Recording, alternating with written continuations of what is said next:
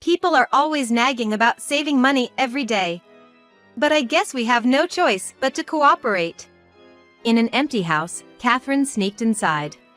She moved a chair to the utility room, turned off the main power switch near the ceiling, and laughed with delight. We gotta save on electricity, right? Nonchalantly returning the chair to its spot, she locked the door using her spare key and left. She probably couldn't have imagined what would unfold next. Who would have thought her actions would lead to such chaos? Before marrying me, Bob lived with his dad and mom.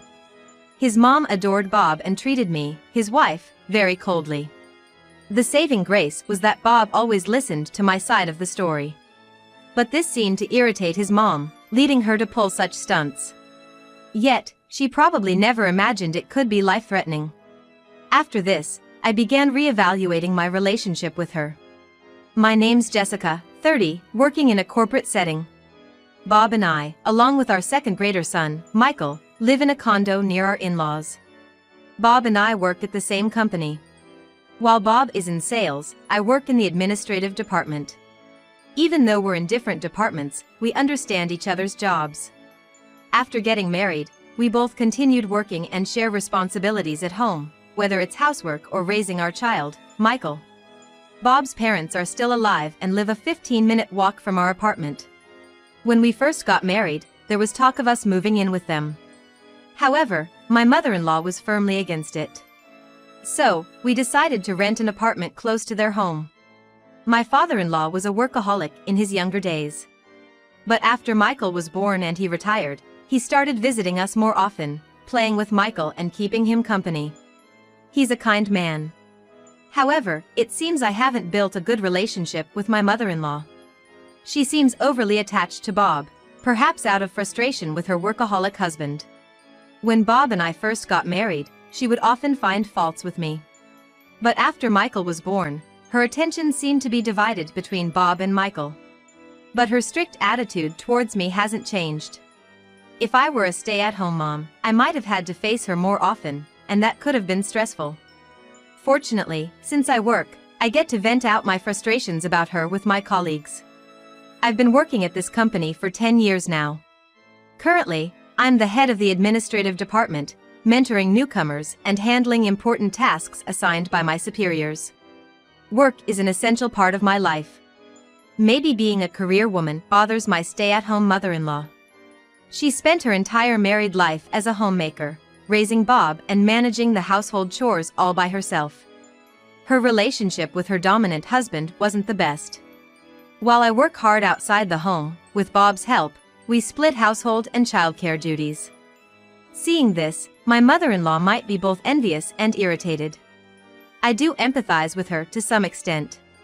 However, if she continues to hold on to those feelings, our relationship will only deteriorate. I've tried to bridge the gap numerous times, but she remains stubborn and distant. Thankfully, she's a loving grandma to Michael, which has always been a relief to me. I hoped that with time, our relationship would heal. But as the days go by, I find myself gradually giving up on that notion. Initially, my mother-in-law was against living with us. However, after Michael's birth, the desire to see her grandchild brought her and my father-in-law to our place quite frequently. Previously, since both Bob and I were working, the house was empty during the day, so utility costs weren't a concern. Michael, being in the first grade, used to attend after-school programs and would return home after 5 p.m. But once he moved to the second grade and stopped attending, he started coming back home around 3 p.m. Spending more time at home, playing games, and watching TV, I noticed our electricity bills creeping up. The major spike in our bills is due to my father-in-law's concern for Michael. He didn't like the idea of a young child having house keys and staying alone till the parents return. So, he suggested that he'd meet Michael when he returns from school and stay with him. Given the safety concerns nowadays, we appreciated his offer and handed him a spare key. The two of them started coming over in the mornings, turning on the air conditioning and waiting for Michael, causing our bills to surge significantly. While I'm grateful to my father-in-law for looking after Michael, I felt that them coming over just in the evenings when he returns from school would have been sufficient. My mother-in-law once remarked, Staying here saves us some money on our electricity, which honestly irked me more. While I didn't want to be overly frugal, especially considering the need for cooling or heating, I was bothered by the waste. She would often leave lights on in rooms she wasn't using or leave the TV on even when she wasn't watching. I told her, please turn off the lights when you're not using a room. Her retort was, why are you being so stingy when you both work? I've tried talking to her about this multiple times, but always faced complaints. Even though Bob and I both work, we want to save for Michael's education, potential caregiving costs in the future, and our own retirement. Money never seems enough for all these needs. Bob tried to subtly address the wastefulness with his mother, but she believed she was doing no wrong and felt unjustly blamed by me. One day, both Bob and I had to work overtime, which meant we'd be returning home later than usual. I usually shop for dinner on my way back from work and cook for the 5 of us, including my in-laws. Considering we'd be eating late and also worrying about Michael, I informed my father-in-law, I'll be getting back a bit late today, but I'll prepare dinner once I'm home. Could you please wait a little longer? Knowing him to be content with just some beer and snacks, I suggested he could munch on the pickles or some leftovers from the fridge, to which he agreed. After finishing work and shopping, I hurried home only to be greeted by a delivery guy at the door. Wondering what was going on, the delivery person informed me that my mother-in-law had ordered sushi for 5 and instructed him to collect the payment from me when I returned. To my surprise, it wasn't from a budget sushi place, but a premium sushi restaurant. I was taken aback. I paid the delivery person and rushed inside to confront my mother-in-law. You could have left something prepared if you knew you'd be late, she retorted. I've been so busy lately, I didn't have the time. And ordering such expensive food without telling me is a problem. I whispered, trying to avoid involving Bob and Michael. But she raised her voice. Tim, listen to this. Jessica here told us to wait hungry till she gets back. Even Michael was hungry, right? Holding on to Michael, she sought his agreement. Mom's being mean, isn't she? Feeling sorry, my father-in-law, Tim, took out his wallet to reimburse me, but I hurriedly declined. I can't accept this. I merely wanted to convey my concerns about unnecessary expenses, but she just wouldn't understand my feelings. A few weeks later, on a particularly hot day, both Bob and I had to take day trips to different locations for work. My workaholic father-in-law has always been supportive of my job, so he assured us, I'll take care of Michael. Just focus on your work. Michael was thrilled about spending time with his grandpa, and we could concentrate on our tasks without any worries. In the evening, as I boarded the train to return home, I decided to check my phone. And noticed over 20 missed calls. The first 10 were from Michael. We had given Michael a cell phone since the 1st grade, just in case we weren't home due to work. I had an important meeting and had my phone on silent, which is why I didn't notice the calls. My heart raced with anxiety. I tried calling Michael, but it went straight to voicemail. Seeing missed calls from Bob too, I tried reaching him. But to no avail. With a heavy heart, I waited, and as I stepped onto the train platform, Bob called. I'm at the General Hospital.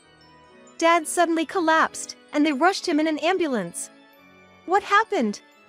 Bob, who had finished his business trip earlier, seemed to have learned from Michael's call that Tim had been rushed to the hospital. Up until now, Tim had been perfectly healthy and leading an active life. I was deeply concerned, wondering what could have happened so suddenly.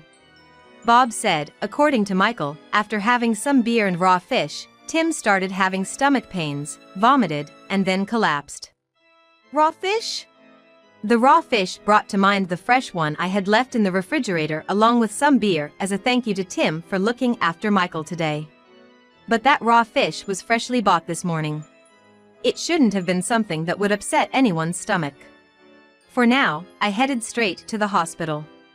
At the hospital, I found Bob, a visibly shaken Jessica, and Michael looking pale. How's Tim doing? It seems like food poisoning. Probably from the raw fish, Bob responded. But that raw fish was fresh, I had just bought it. Well, according to Michael, Dad did mention that the raw fish tasted a bit off. When I asked Michael about it, even though he's young, he vividly described the situation. When I got home from school, Grandpa was watching TV and eating raw fish with his beer. And? He said the beer was warm and there was something weird about the taste of the raw fish. Shortly after, he started complaining about stomach pain and threw up. Remembering that moment seemed to scare Michael, and he clung to me. I hugged him tight and stroked his hair, trying to comfort him.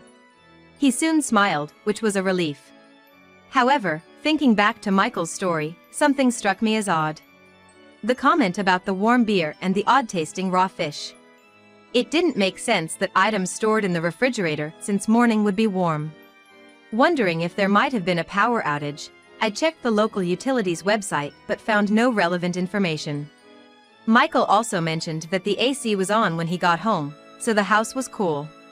While Bob, Michael, and I were discussing, I noticed Jessica murmuring something while looking distraught on a hospital corridor sofa. "Catherine, are you okay? You look pale." "Oh, shut up. This is all your fault," she shouted at me. "What are you talking about? What did I do? You shouldn't have bought that raw fish in the first place." "But it was a token of appreciation for Tim, and I bought it fresh from a reputable store." "But just because it's fresh doesn't mean..." She stopped mid-sentence, looking as if she had just realized something and covered her mouth with her hands. "Mom, what did you mean just now?" The hospital corridor was quiet as visiting hours were over, and everyone present heard Jessica's voice. Bob confronted her. "What's going on?" "I didn't do anything wrong," Catherine exclaimed. "What are you talking about? Explain yourself." Bob, usually calm and gentle, was glaring at Catherine with an evident expression of anger. Swallowing nervously, Catherine stepped back from Bob's intense gaze, and turning to me, she shouted, "It's all because of you, always harping on about saving and being frugal. What does my mentioning savings have to do with what's happening now?" Confused, I responded slowly, trying to understand. Overhearing us, Michael suddenly chimed in. "You know, the iced tea wasn't cold either." "The iced tea? You mean the one kept in the fridge?" "Yeah. I drank some when I got home from school. But it wasn't as cold as usual." Though it seemed impossible, a thought crossed my mind. Recalling Catherine's earlier remarks about savings and what Michael just shared, I cautiously asked Catherine, "You didn't, by any chance, turn off the main breaker, did you?" Seeing Catherine's face turn pale and her mouth agape, both Bob and I felt our suspicions were confirmed. Actually, we had installed baby monitors in the house, initially for Michael when he was a baby. Knowing he'd be home alone, we had set up a few more that day. The baby monitor had accidentally captured the scene where my mother-in-law Catherine had turned off the circuit breaker. I played back the video on my cell phone to show her. In the video, Catherine enters from the front door, and with no one else in the house, she carries a chair to the laundry room, turns off the main power switch near the ceiling, and laughs gleefully. "Gotta save on electricity, right?" Then, with an innocent expression, Catherine returns the chair, uses the spare key she had to lock the front door, and leaves the house. I showed the video to Bob and Catherine. "Mom, did you really turn off our breaker? We have this as evidence, you can't deny it. I thought you said you weren't gonna be home all day, so I did it as a favor to save electricity. Come on. You know that turning off the breaker can spoil everything in the fridge, right? And Michael was coming home too. I wanted to teach y'all a lesson. You keep nagging about saving money. Even though both of you are working and earning well, you keep penny pinching." Even after all this, Catherine continued to blame me. Both Bob and I were so dumbfounded that we couldn't even speak. Anyway, I had gone shopping to prepare something special for Tim and Michael. But then I got a call from the hospital saying Tim had been taken there. I was shocked. At the hospital, the doctor suspected food poisoning based on the symptoms. When Catherine learned that Tim had eaten raw fish, she realized that turning off the breaker had caused it, and she seemed genuinely scared. Why on earth did you prepare raw fish of all things? I never imagined you'd turn off the breaker, Catherine. It's all your fault, Jessica. I did nothing wrong. As Catherine was raising her voice in the corridor, the treatment room door opened, and the doctor and nurse came out. After receiving a stern warning to keep quiet, we were told that Tim had regained consciousness and that we could enter the room. Bob and Michael went into the room, and I forcibly took Catherine, who was still standing in the corridor, inside. Lying on the bed in the treatment room, Tim, still pale, looked at us. When Michael spoke to him, he showed a faint smile and said, "I'm okay." Bob looked relieved and gazed down at Tim. "I'm so sorry, Tim. It was the raw fish I prepared that made you sick." When I said that, Tim just shook his head. Turning to Catherine, who was sitting next to me, he said coldly, "I heard everything. What did you do? What if it had been Michael who ate it? I didn't know you had prepared raw fish for Tim in the fridge. It's not about who it was for. Someone could have been in grave danger. This time, it was just an old man like me getting a stomachache, but you put someone's life at risk. Jessica is not to blame. You should apologize to her." Although his voice was weak, Tim's stern words made Catherine tremble with fear. Perhaps she remembered how strict Tim used to be in the past. She looked genuinely terrified. Catherine, who had been reprimanded by Tim and was trembling, never apologized to me. Both Tim and Bob seemed to be fed up with her. Concerned about Tim's health, I tried to calm the situation.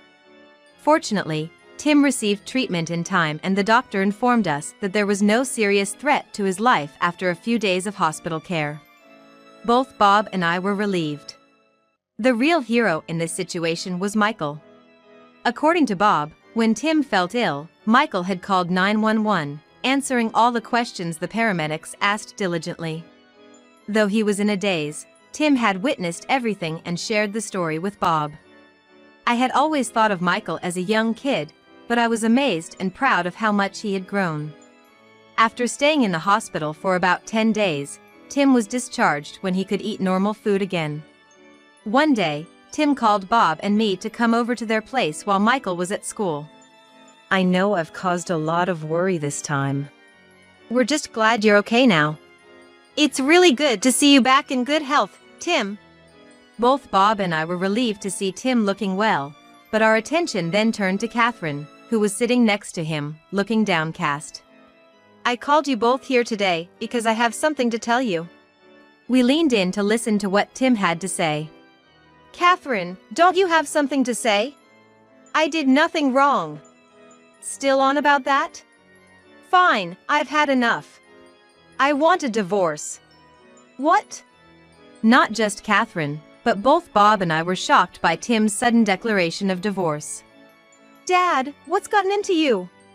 Talking about divorce out of the blue?" "Well, it's not just about what happened this time. I've been thinking about how we've treated Jessica over the years. Maybe it's my fault for being so focused on my work and neglecting our family. Maybe that's what turned Catherine into this," Tim said, apologizing with a remorseful look. "Tim, I can't forgive what Catherine did. The thought of Michael possibly experiencing the same thing as you did scares me. I'm sorry. But I thought Catherine deserved a chance to apologize. That's why I called you two here." But she shows no remorse. As Tim glanced at Catherine, she glared back at me defiantly. "Why should I apologize when I did nothing wrong? And what's with you, Tim? Always trying to look good in front of your daughter-in-law. Mom. Enough already. I can't forgive what you've done either. Bob. Are you planning to abandon me too?" Perhaps not expecting such harsh words from her beloved son, Catherine looked shocked and clung to Bob. "If you can't apologize to Jessica, I'll never forgive you, Mom." "What? You've brainwashed my Bob.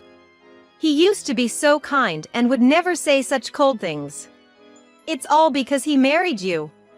In her hysteria, Catherine tried to confront me, but Bob effortlessly pushed her away, causing her to fall to the floor. Clearly shocked by Bob's reaction, Catherine sat dazed. In the end, Catherine continued to blame me until the very last, grudgingly agreeing to Tim's suggestion of divorce. She later moved out and lived alone in a small apartment, scraping by on her pension. In exchange for not seeking alimony, Tim made her promise never to see Bob or Michael again. While Catherine was reluctant about not seeing her grandson and son, Bob's own reluctance made her acceptance inevitable. Evidently, living solely on her pension proved tough, and she had to take up a part-time job. Tim once told us he saw her being scolded by someone much younger than her, which was a humbling sight given she'd never worked before. I hoped that, working on her own, Catherine might come to understand how working mothers like me feel. Meanwhile, Bob and I continued to work hard as always. Michael matured a lot through the whole ordeal. He started to insist he could stay home alone, and occasionally, by the time I returned, he'd have dinner ready, which was a pleasant surprise.